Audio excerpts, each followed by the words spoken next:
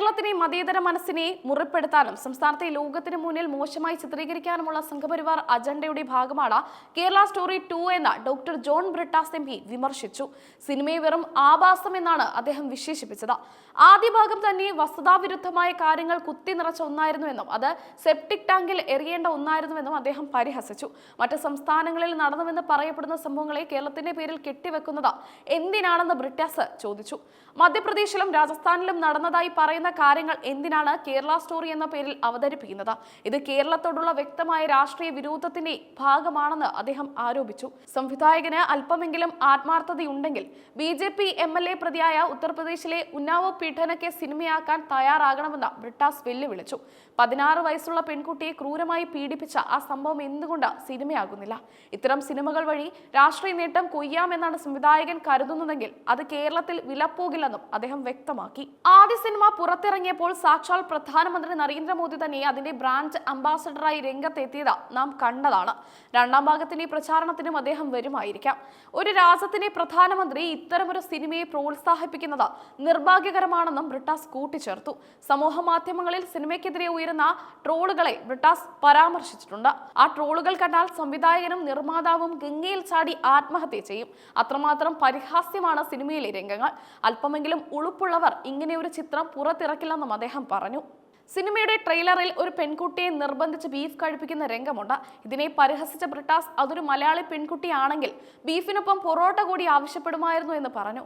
കേരളത്തിലെ ഭക്ഷണ രീതിയെയും സംസ്കാരത്തെയും അപമാനിക്കാനുള്ള ശ്രമം തമാശയായി മാത്രമേ കാണാൻ കഴിയൂ.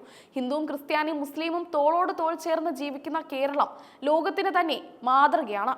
ഈ ഐക്യത്തെയും സാമൂഹിക മൂലധനത്തെയുമാണ് സിനിമയിലൂടെ തകർക്കാൻ ശ്രമിക്കുന്നത്. എന്നാൽ മലയാളി ഇത്തരം നുണപ്രചാരണങ്ങൾ വിശ്വസിക്കുന്നില്ലെന്നും അദ്ദേഹം ഉറപ്പിച്ചു പറഞ്ഞു. മതസൗഹാർദ്ദത്തിന്റെ കഥകൾ സിനിമയാക്കണമെങ്കിൽ ഉത്തരാഖണ്ഡിലെ ദീപക് കുമാറിനെ കുറിച്ച് പറയണം. മുസ്ലിം കച്ചവടക്കാരനെ ഭീഷണിപ്പെടുത്തിയ ബജ്റംഗ് ദൾ പ്രവർത്തകരിൽ നിന്ന് അദ്ദേഹത്തെ രക്ഷിച്ചത് ദീപക് എന്ന ഹിന്ദു യുവാവാണ്. അത്തരം യഥാർത്ഥ സംഭവങ്ങൾ ചിത്രീകരിക്കാൻ സംവിധായകൻ തയ്യാറാകണം.